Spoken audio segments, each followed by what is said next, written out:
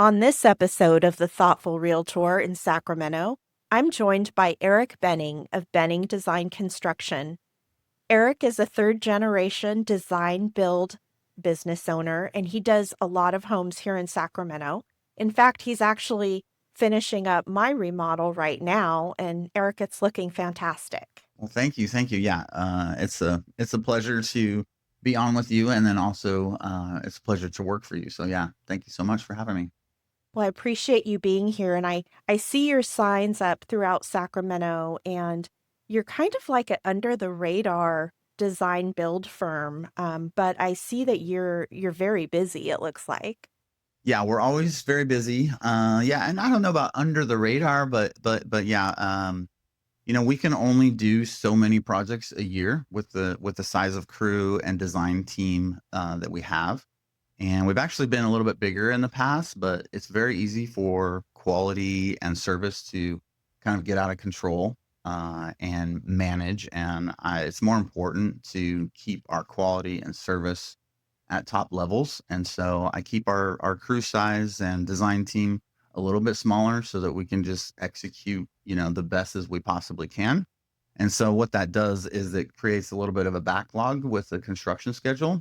And so customers tend to usually have to wait for start dates and that sort of thing. And so we are very busy all the time, and we have a backlog, and we're scheduling projects out, sometimes 6, 8, 9 months a year out, but we're able to handle what we do very well that way.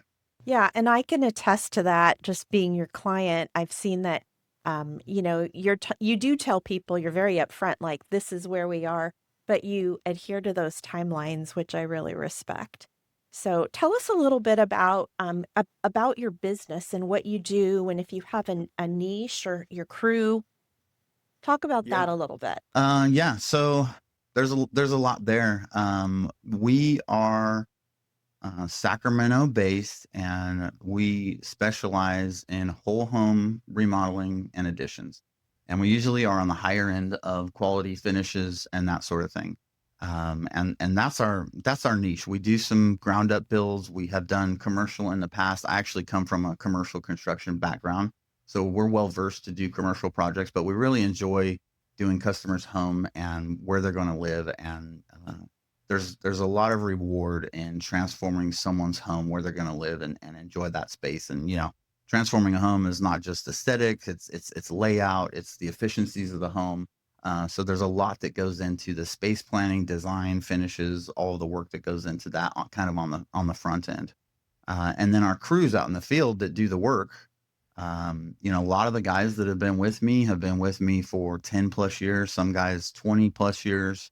And it's a true testament to kind of what we have as far as a family oriented company.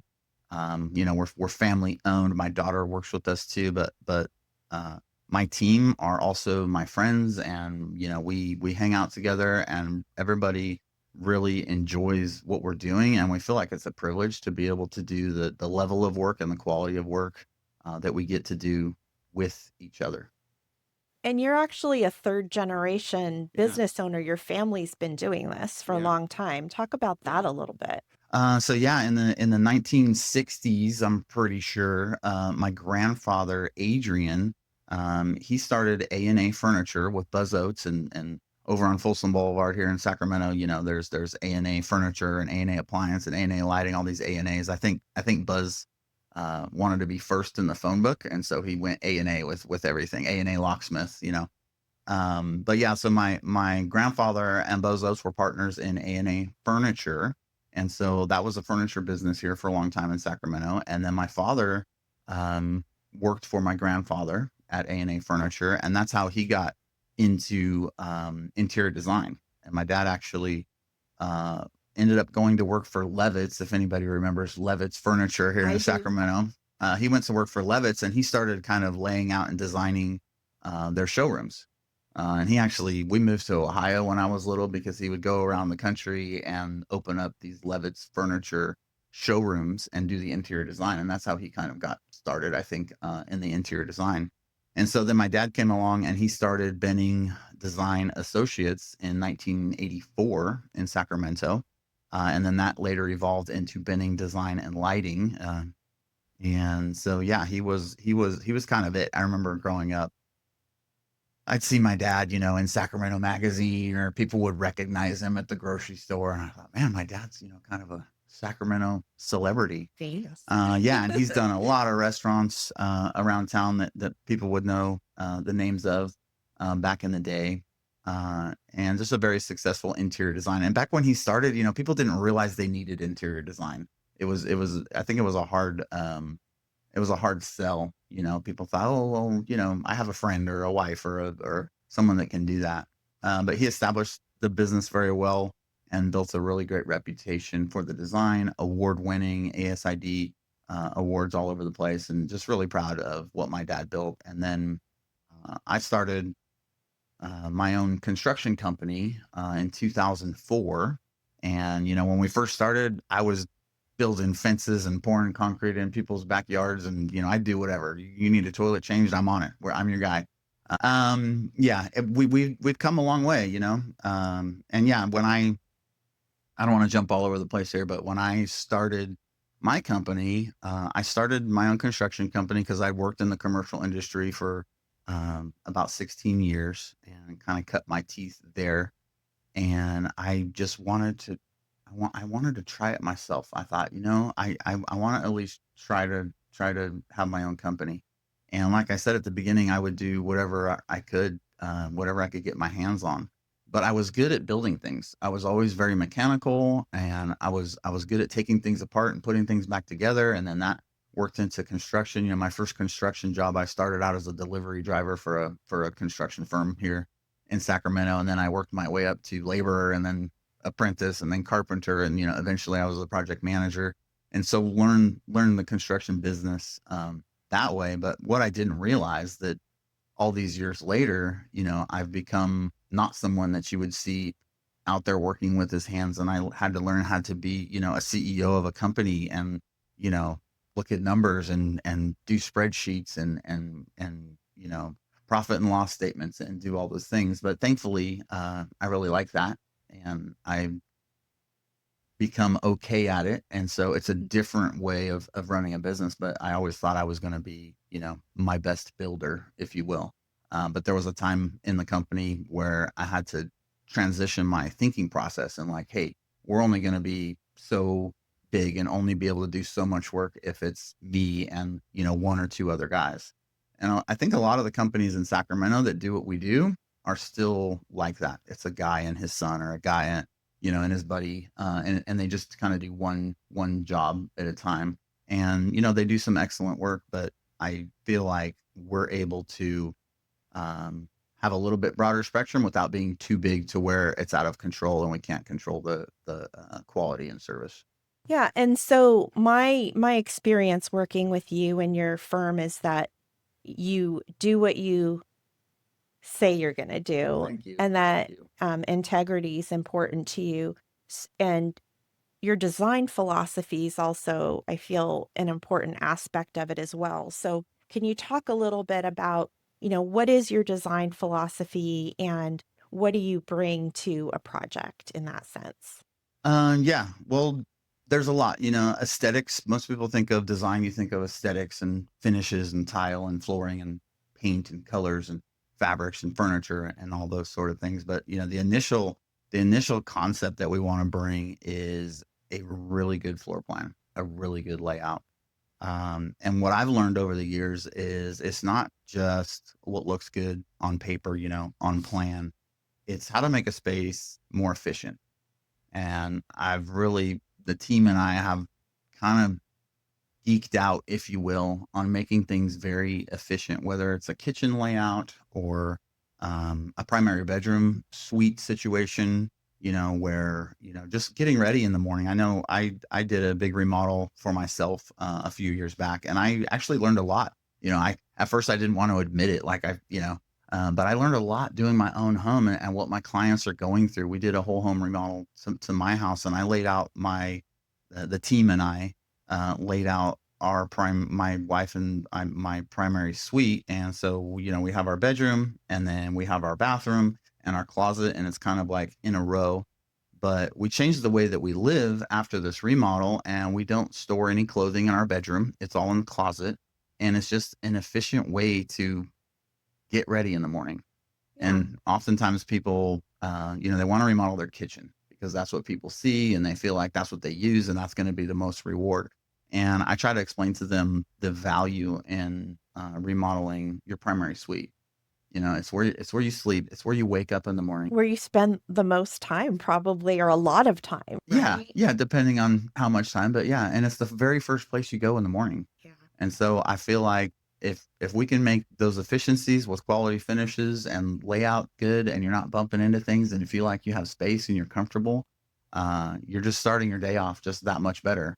And so yeah, and not to be too much on the efficiencies, but yeah, I can get up in the morning, head to the bathroom, head to the closet, and then out the door. And it's very strategic, and it just starts my day off a little bit better. So you're kind of nerding out on me right A little now bit. with And I the don't even know if I answered your question. yes, yes, you did, but it's interesting because you can tell that you're very you've got that mechanical kind of engineering side. Um, and I can attest to the fact that, yeah, you have all that, but also the finishes and the quality and the detail that you pay attention to is on another level, in my opinion. So there's that whole attention to detail and just beauty and design aesthetic that goes into your projects. Mm. And I personally, I live in a string home, and you're very familiar with strings, I Well, I live think. in a string home too. Yeah. But you also do other projects as well, Yeah, right? absolutely. We take on all different genres of aesthetics. Yeah, in anything that comes our way.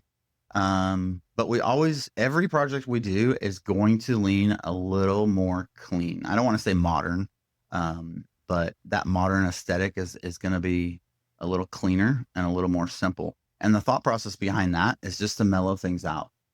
A lot of decorative finishes and crown moldings and trims and additional bull nosings and things like that, uh, in my opinion, is not necessary, and it just clutters up. You talk about finishes. Our tile setter is the best tile setter in Sacramento. Our countertop and stone guys are the best guys in Sacramento. And we only use the best because of the way that they do things. And we've built relationships, long-term relationships with some of these guys, that they know how we want things done. And so, like when it comes to tile, all of our tile corners are all mitered. Nothing has a bullnose trim on it or some outside corner that I feel is not necessary. We take the time to miter each tile, meet them together with a very small grout joint to keep things minimal. And I think in the overall picture, if you're not looking at additional bullnose trim or an extra whoop on the crown molding or even a flooring transition from hardwood floor to tile, when we clean all those things up, it's almost subconscious to where it's a little more relaxed. Yeah. You feel like I'm at peace in the space because everything is put together well without an additional piece of trim that's kind of cluttering up visually, but I think it also clutters up the mind a little bit. Is that too weird? No, not at all. No, I agree with you. I think the aesthetic is very clean looking, but yet you can also do if someone wants something a little bit different, you can do that too. But the reason we went to you is for that very reason, and but also your attention to detail, which I love. And we've had such a good experience working with the design side of your firm. You're both design and build. So, what are some of the benefits of working with a design and build firm? Yeah, that's a great question. And so yes, we are design build. We do take it in two phases. We start with the design, and then we go into the construction. It'd be really hard to sit down with the client the first day and have them hire us for interior design and construction, not knowing what the aesthetics are and that sort of thing. So we kind of take it slow, but it also gives the client, back to our workload. We really are not large enough to construct all of the projects that we design. We can design much more than we can build because builds, on a whole home remodel, we're looking at probably 9 months, maybe a year, depending on the size and what it is. And so, it takes quite a while. And the size of our crew, we can only do 3 or 4 of those at a time. And so the design team can actually do more. So people come to us very often for design only. We're an award-winning standalone design firm. We love doing the design. So we don't necessarily have to do the build on that. And the way that we've put the packages together, we have a deliverables at the end of the design, and it's a full set of submittable plans to the building department. You can bid everything down to the dollar on that, and you're ready to go for the next phase. Many times people come in and they're like, I met with this interior designer and this is what we're thinking. And they have some really great sketches and some really great ideas. And it's like, that's awesome. I can't do anything with that. I need to put this on an actual plan that I can submit to the building department so that we can get permits. And then I need to put all the details, every single faucet, doorknob, paint, color, sheen, baseboard, trim, doors, appliances, countertops, all of those items. There's hundreds and hundreds of items that go into a home. I need to know every single one of those. So then I can put prices to each and every one of those. And then I can present those prices to you. Well, I think that's such a good point because that's one of the benefits of going with a design and build firm.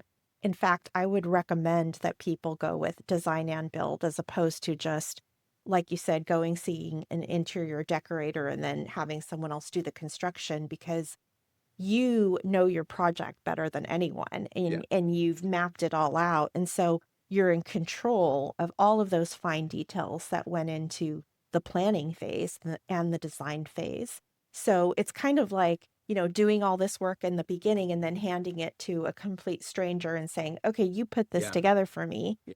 Absolutely. So yeah. So yeah. And the benefits, we didn't really touch on the benefits. There's so many benefits, but yes, you're absolutely right. So if a customer is to go out and hire, if we're going to do an addition, we need to have an architect, we need to have a structural engineer, we need to have Title 24 energy consultant for windows and insulation and that sort of thing. So all of those guys need to talk to each other to coordinate, and then interior design as well. And so that's kind of four entities having to communicate, making sure all the plans are together. And if you went that way and kind of pieced it out, you're hiring those four people individually. And then as a homeowner, you have that information. And then now you need to relay all this information to your contractor. And then hopefully you have a contractor that's going to follow all the details, because we put a lot of very specific details. And sometimes if the contractor is not familiar with the type of work that we do, they're going to cut corners. They're going to like, well, why did they draw the tile going all the way to the ceiling in the shower? Like, we can stop it, at this random spot. No. Yeah. No. I mean, I've had this exact conversation with people, and it's Yeah. like, we have it going all the way up for a reason. Like, well, you don't need it. I need it. It looks I need it. better. It looks So there's that communication. You don't want to play referee between all of your designers, if you will, just because put all those people as designers. So you're going to be playing referee and then making sure it gets done. So if you hire a design build, all that coordination happens without the client even having to worry about it or know about it, to be honest. Another great benefit is that my design team, they know what's going to happen during the construction. And I have general manager of the construction side in the office. And so as they're designing, they can say, hey, we want to open up this wall. Is this a $5,000 opening, or is this a $25,000 opening? So the construction team can look at that during the design process and say, oh, yeah, you know what? You're going to need 2 footings and a couple posts and a header. It's going to be a little bit of work. And then we can make that decision if it's part of the budget or if it's going to work or if it's worth it, if there's a return on your investment there. And so we're value engineering during the process rather than I've hired as a designer, they've drawn it, the architect executed all the plans, and now we're over budget and we have to go back into drawing because we don't want to do this expensive opening, let's say. And so there's a definite benefit there. And then, like you touched on, just the execution of the project. My team, my guys, my employees, the subcontractors that we work with, they all know the standards for a bending job. And so you're gonna get that level of execution every time without having to train somebody on the fly because they've never done a recessed shower pan, a walk-in shower pan, a curbless shower or something like that, or we've got a shower with a shampoo niche, and we designed it so that the grout joints line up with the top and bottom of that niche, like it's purposeful the way that all those things are executed, to where if it's not a contractor that's used to working with those things, you're having to explain to them why we want the grout joints to line up with the niche, so there's a lot of benefits, and I believe financially you're better off because you're kind of getting a bundle, not to be salesy, but you're getting all those entities together in one bundle, and there's no overlap. So where if you're going to hire those individually, everybody's got to make a little money on that. And so I believe you're spending more if you were to go out and hire an architect for the addition, hire an interior Sure. designer, and hire all those out. So what areas of Sacramento do you work in? Or do you work in the greater Sacramento area, Roseville, or is it more towards like central Sacramento or It's Central Sacramento. We're doing a lot of work right now in Carmichael, Wilhagen, Arden Park area. That's where we're located, and it's very convenient. For the right job, we'll go out of town. We've done some things up in Auburn. We got a project in Newcastle. We try to stick close to home, because again, we have a backlog of work, and so we kind of get to choose which jobs we do. And so we try to keep them close to town, but for the right project, for the right client, if it fits right, we'll go out. We've done stuff. We have a client that we did a job down in Malibu for them. Yeah, it wasn't a huge remodel, but we sent some guys down there for a month and a half and did some stuff for them. But that was an existing client that we've done several projects for, and we wanted to take care of that person. I really like the fact that you don't take every single project that comes your way. I mean, obviously you're a business, you want to keep that going Yeah. and do well, but talk a little bit about that. Like you're not probably not the ideal design build firm for every client, right? Yeah, I think so. That was I'm a people pleaser by heart, and I want to deliver. And you talked about integrity, and when I sit down with a client, if I tell you your project's going to take 9 months, I actually think it's going to be 7 or 8. I want to over deliver anytime I can. And so that approach is a little bit different. I think that most contractors, or a lot of contractors, it's really tempting to tell the client what they want to hear and say, I can get this done on your budget, and I can get this done on this timeline, to please you. I would rather disappoint a client on day one and say, you know what, your budget needs to increase to somewhere around this much, and the timeline is really going to be this.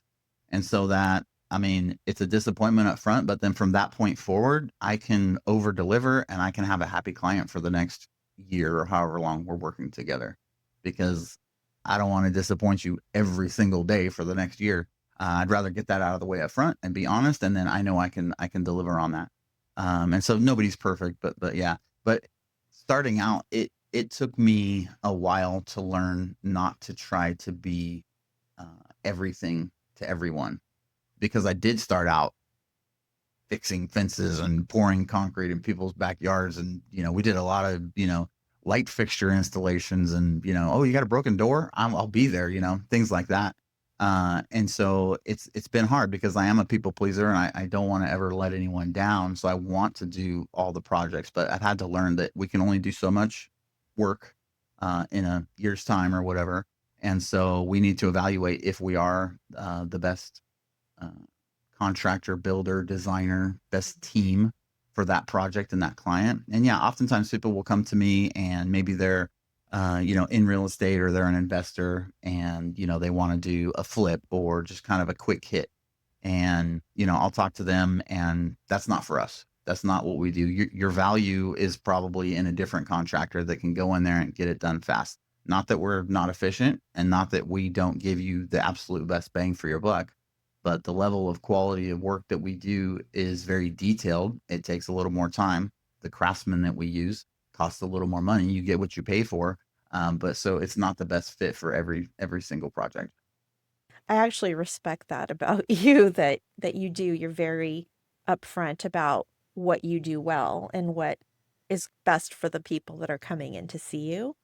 So, what are some of the design trends or just things that you're seeing in Sacramento real estate? What are people wanting to do? Or is there anything new on the horizon? Are people over the mid-century modern thing, or is it still going on? What do you Oh think? no, the mid-century thing is really going on. So I've always loved mid-century, and actually for a long time, um, the mid-century homes around Sacramento were not quite valuable enough to put some bigger dollars in, because the return on investment wasn't there.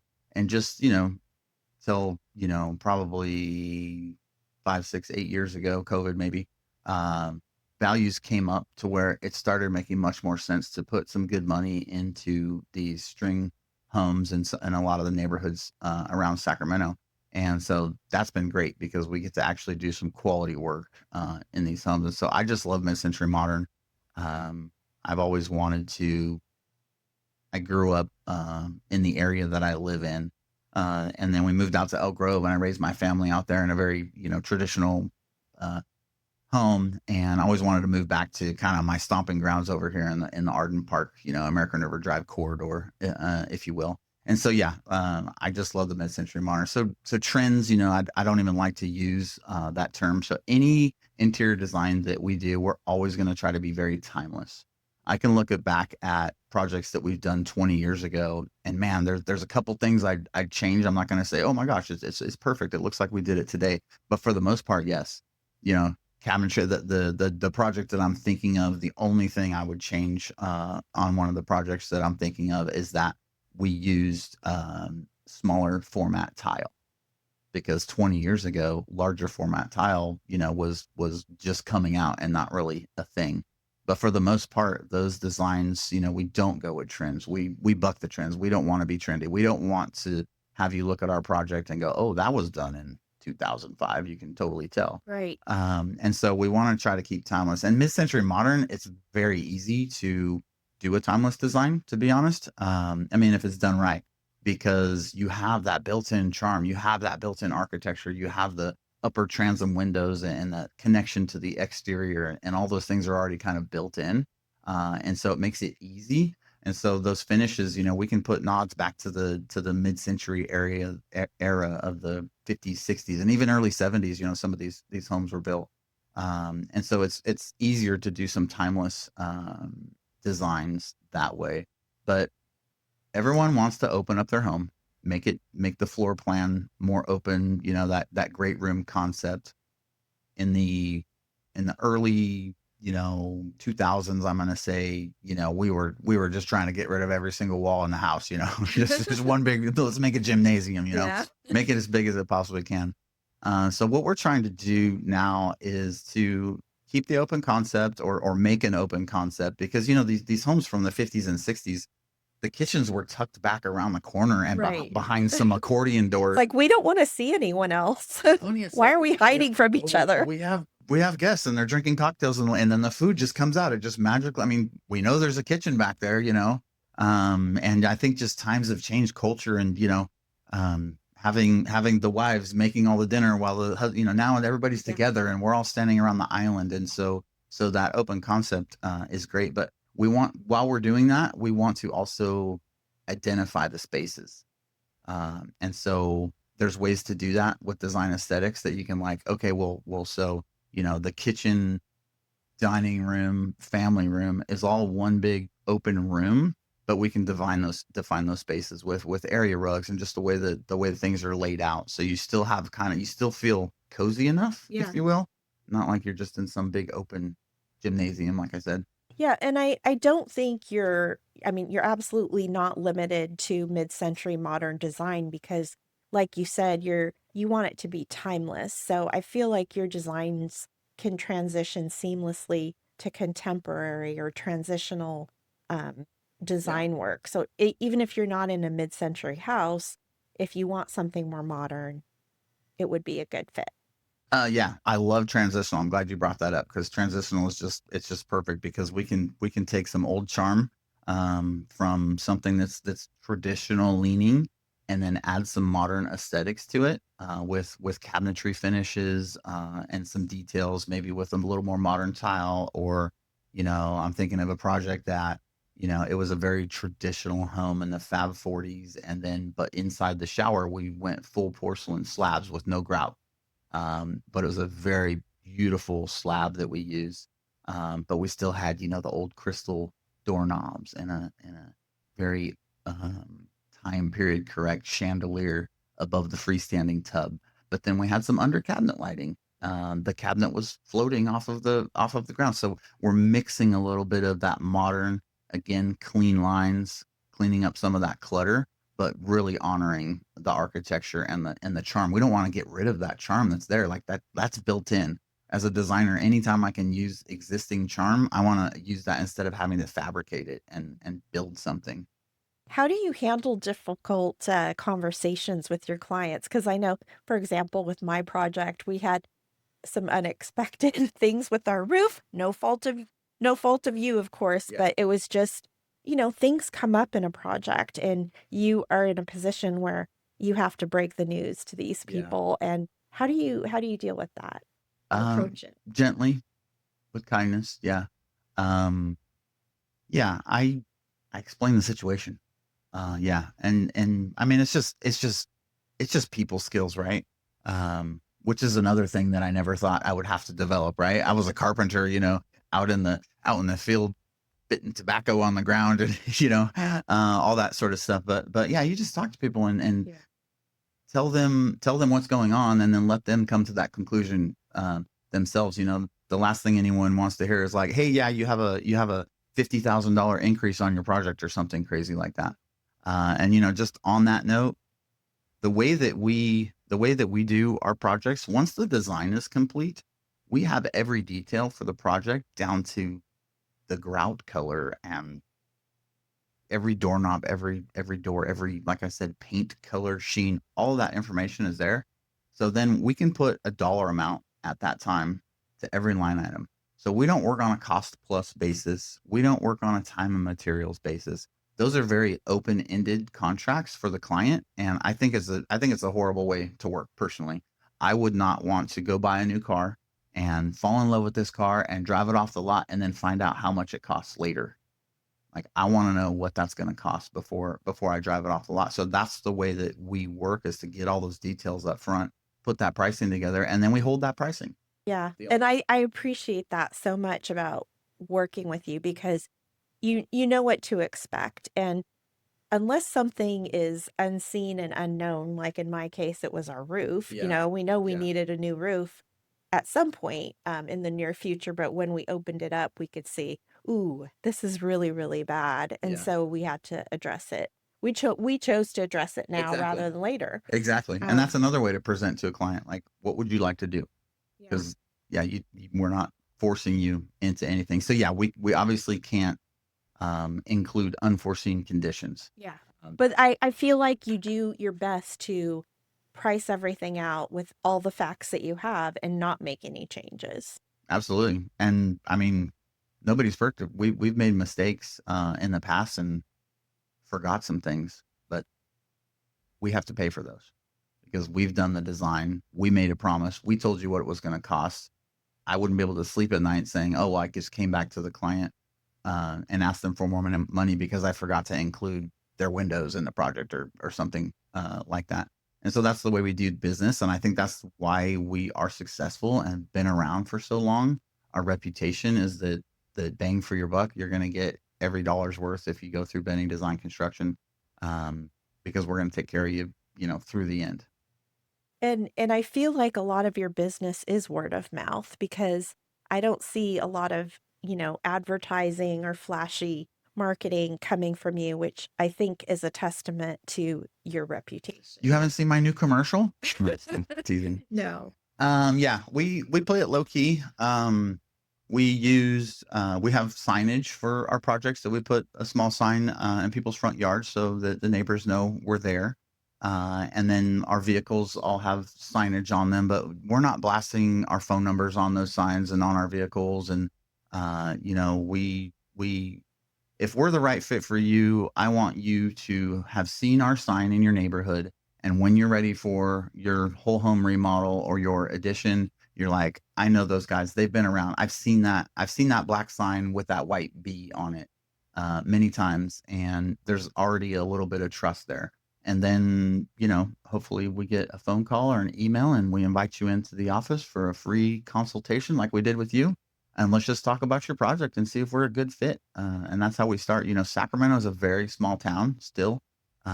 Obviously, it's changed a lot, but I'm born and raised here. And with the reputation from, back from my grandfather and my dad and like I can talk to someone for a few minutes and it seems like there's always going to be some kind of connection there. And so that works really well for us. That's a very good thing. I actually know people that knew your dad. In Yeah. fact, I was having Yeah. a conversation with someone the other day and they're like, yeah, I knew Eric's dad. And I was like, oh, I didn't even know that it was like a third generation business. Yeah, it's really fun. And then my son actually started a new business recently. A little plug for him, Black Owl Barbers. He's over on Howe Avenue and Northrop. But so he's a fourth generation business owner. He's not in the construction, design, or furniture, related. But he's a really good barber here in Sacramento. So I'm really proud of him. And it's just another generation of Bennings kind of, serving Sacramento. And so as a dad, it's very honoring. But yeah, my dad is a very awesome guy. His brain, he thinks differently than most folks, and I just respect him so much. His designs that he was doing back in the 80s are still super cool, and he always just had a weird little quirk to him, and I've learned as much as I can from him and just honor and respect that. And then on that family note, my daughter Kelsey works for us, and she's one of our designers here at BDC, and she's super talented. And I think, maybe some of I it. love Kelsey. She's great. She's great, huh?